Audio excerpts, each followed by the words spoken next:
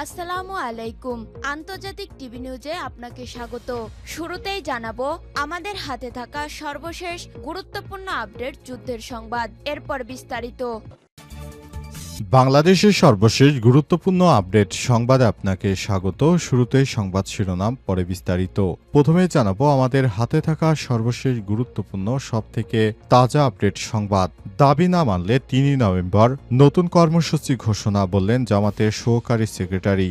গণভোট আরপিও বাস্তবায়ন এবং লেভেল প্লেইং ফিল্ড নিশ্চিতের দাবিতে নির্বাচন কমিশন বরাবর স্মারকলিপি দিয়েছে বাংলাদেশ জামাত ইসলাম। এসব দাবি বাস্তবায়ন না হলে ৩ নভেম্বর নতুন কর্মসূচি ঘোষণা দেওয়া হবে বলে হুঁশিয়ারি দিয়েছে জামাত ইসলাম। আজ আগারগাঁয়ে নির্বাচন কমিশন ভবনে স্মারকলিপি প্রদানের পর এসব কথা বলেছে বাংলাদেশ জামাত ইসলাম। এরপর জানাবো এবার এমপিওভুক্ত শিক্ষকদের জবাবদিহিতার আওতায় নিয়ে আসা হচ্ছে, বললেন শিক্ষা উপদেষ্টা। যারা এমপিওভুক্ত শিক্ষক রয়েছেন, অর্থাৎ আমাদের হাই স্কুলে যেসব স্যার রয়েছেন, তাদেরকে জবাবদিহিতার আওতায় নিয়ে আসা হবে। তারা একটানা অনেক দিন ধরে আন্দোলন করে তাদের বাড়ি ভাড়া বাড়িয়ে নিয়েছে, কিন্তু পড়াশোনা শেখানোর ক্ষেত্রে এই শিক্ষকদের ভূমিকা অত্যন্ত দুর্বল। তাই এদেরকে জবাবদিহিতার ভেতরে আনার সিদ্ধান্ত নিয়েছে সরকার।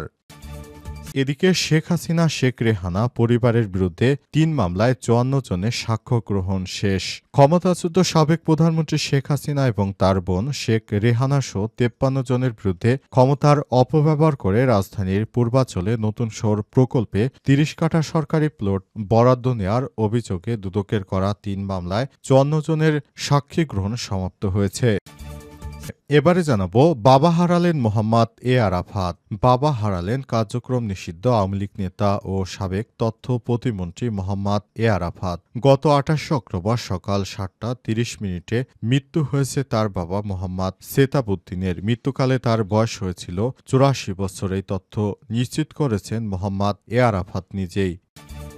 এবং সর্বশেষ জানাবো কৃষকের জন্য সারের দাম নির্ধারিত, আমদানি মূল্য বাড়লেও ভর্তুকি দেবে সরকার। কৃষকদের সুখবর দিয়েছেন কৃষি উপদেষ্টা লেফটেন্যান্ট জেনারেল জাহাঙ্গীর আলম চৌধুরী। তিনি বলেছেন, কৃষকদের জন্য আমরা ভর্তুকি দিচ্ছি। এখন থেকে সারের দাম বাড়লেও কৃষকদের যেন কষ্ট না হয় সে ব্যাপারে আমরা কাজ করছি বলে জানান তিনি। তিনি বলেছেন, আমরা কৃষকদের সার আমদানিতে ভর্তুকি দেওয়ার ব্যবস্থা করছি, যাতে করে বাজারে সারের দাম বৃদ্ধি না পায়। প্রিয় দর্শক, এতক্ষণ শুনছিলেন সংবাদ শিরোনাম, এবারে বিস্তারিত। তবে তার আগে বন্ধুরা, অনুরোধ থাকবে এই সংবাদটিতে একটি লাইক দিন। এই চ্যানেলে আপনি নতুন হয়ে থাকলে আমাদের সংবাদটি দেখতে দেখতে চ্যানেলটি সাবস্ক্রাইব করে রাখুন। কমেন্ট করে বন্ধুরা আপনার মূল্যবান মতামত জানিয়ে দিন আপনি বিশ্বের কোন দেশ থেকে বা বাংলাদেশের কোন স্থান থেকে আমাদের সংবাদটি দেখছেন এবং শুনছেন। আর বন্ধুরা, সংবাদটি আপনার সোশ্যাল মিডিয়া ফেসবুকে শেয়ার করে বন্ধুদেরও দেখার সুযোগ করে দিন। গাজা যুদ্ধে আপনি যদি নিরীহ ফিলিস্তিনিদের ভালোবেসে থাকেন, কমেন্টে ইয়েস লিখে বিশ্ববাসীকে জানিয়ে দিন। এবারে বিস্তারিত। দাবি না মানলে ৩ নভেম্বর নতুন কর্মসূচি ঘোষণা, বললেন জামাতের সহকারী সেক্রেটারি। গণভোট আরপিও বাস্তবায়ন ও লেভেল প্লেইং ফিল্ড নিশ্চিতের দাবিতে নির্বাচন কমিশন বরাবর স্মারকলিপি দিয়েছে বাংলাদেশ জামাত ইসলামী। এসব দাবি বাস্তবায়ন না হলে ৩ নভেম্বর নতুন কর্মসূচি ঘোষণা দেওয়া হবে বলে হুঁশিয়ারি দেওয়া হয়েছে। দুপুরে আগারগাঁওয়ে নির্বাচন কমিশনে স্মারকলিপি প্রদান পূর্ব সমাবেশে সব কথা বলেছেন জামাতের সহকারী সেক্রেটারি জেনারেল মাওলানা আব্দুল হালিম। তিনি বলেছেন, স্মারকলিপির মাধ্যমে ইসিকে বার্তা দিতে চাই, নভেম্বরে গণভোট চায় দেশের মানুষ। ডক্টর ইউনূসের উদ্দেশ্যে তিনি বলেছেন যে প্রেক্ষাপটে জেলে না গিয়ে প্রধান উপদেষ্টা হয়েছেন, সেই গণ অভ্যুত্থানের আইনি ভিত্তির জন্য গণভোট দেওয়ার দাবি জানানো হয়েছে। আব্দুল হালিম অভিযোগ করেছেন, ঐক্যমত্যের ভিত্তিতে দেশ যখন এগিয়ে যাচ্ছে তখন নোট অব ডিসেন্ট দিয়ে দেশকে পিছিয়ে দিতে চায় বিএনপি। তাদের আরপিও পরিবর্তনের চেষ্টা ষড়যন্ত্রের অংশ বলে জামাত ইসলাম মনে করে। তিনি অভিযোগ করেন, যারা নারী অধিকার নিয়ে বারবার কথা বলে তারাই নারীদের উপর হামলা করেছে। আমাদের নারী নেতৃত্বের উপর এই বিএনপির সন্ত্রাসীরা হামলা করেছে। ইসলামের দাওয়াত ও কোরআন মাহফিল লাঞ্ছিত করা হচ্ছে।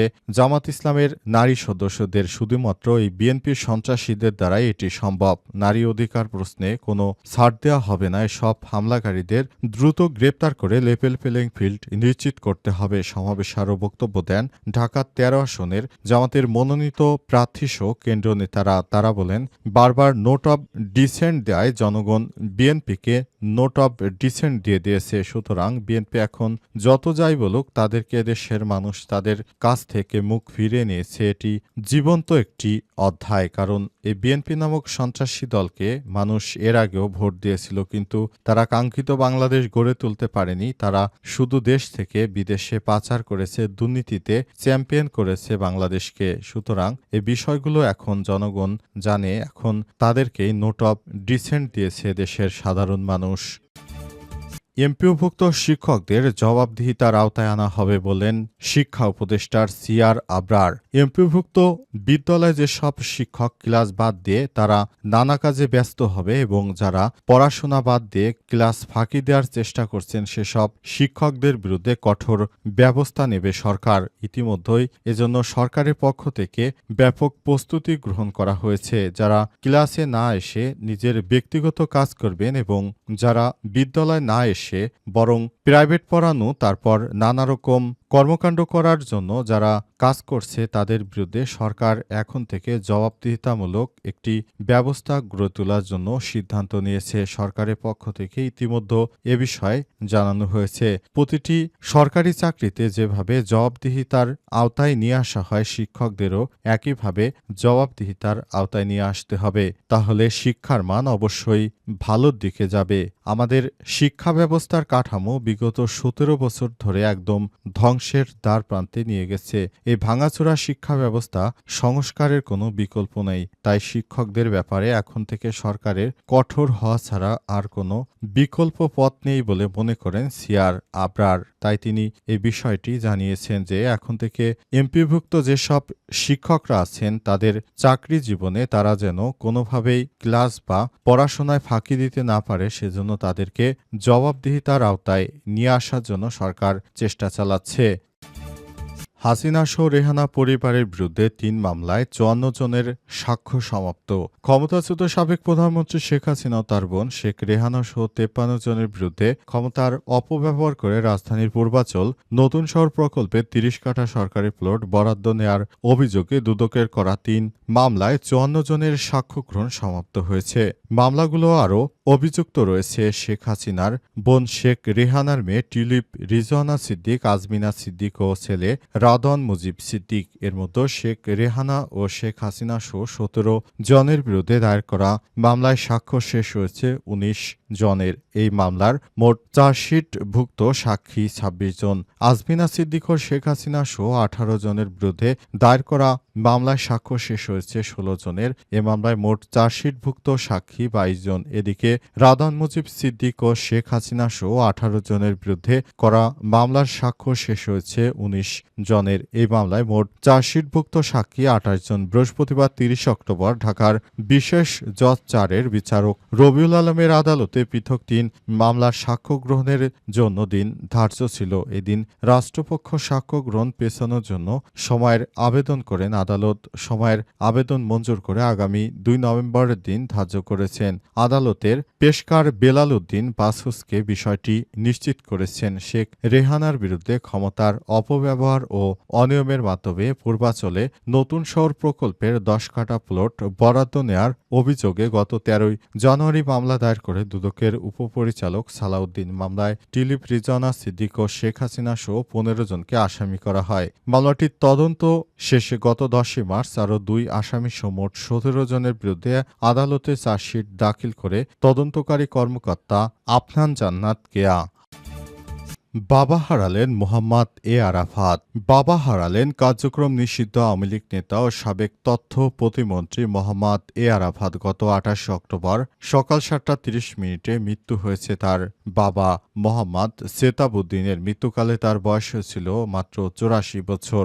এই তথ্য নিশ্চিত করেছেন এ আরাফাত নিজেই। বৃহস্পতিবার ৩০ অক্টোবর দুপুর ৩টা ২৫ নিজের ভেরিফাইড ফেসবুক আইডিতে এক পোস্টে তিনি এসব কথা লিখেছেন। প্রসঙ্গত মোহাম্মদ এ আরাফাত দ্বাদশ জাতীয় সংসদ নির্বাচনে ঢাকা ১৭ আসন থেকে সংসদ সদস্য নির্বাচিত হয়েছিলেন। পরে সাবেক প্রধানমন্ত্রী শেখ হাসিনা তাকে তার সংসদ নির্বাচনে ঢাকা ১৭ আসন থেকে সংসদ সদস্য নির্বাচিত করেছিলেন। পরে সাবেক প্রধানমন্ত্রী শেখ হাসিনা তাকে তার মন্ত্রিসভায় তথ্য প্রতিমন্ত্রীর দায়িত্ব দিয়েছিলেন। ক্ষমতায় থাকাকালীন এমন কোনো অপকর্ম নেই যা এই কুখ্যাত আরাফাত করেনি। আরাফাত সে সময় হিরো আলমের সঙ্গে প্রতিদ্বন্দ্বিতা করেছিলেন। কতটা হাস্যকর একটি ঘটনা যে হিরো আলমের মতো একজন পাগল ছাগল তার বিরুদ্ধে নির্বাচনে দাঁড়িয়েছিল এবং সেটি ঢালাওভাবে প্রচার করেছিলেন এবং তিনি দেখিয়েছিলেন ঢাকার মানুষ তাকে ভোট দিয়ে নির্বাচিত করেছে। কিন্তু প্রকৃতপক্ষে এই আরাফাতকে কেউ আসলে ভোটই দেয়নি।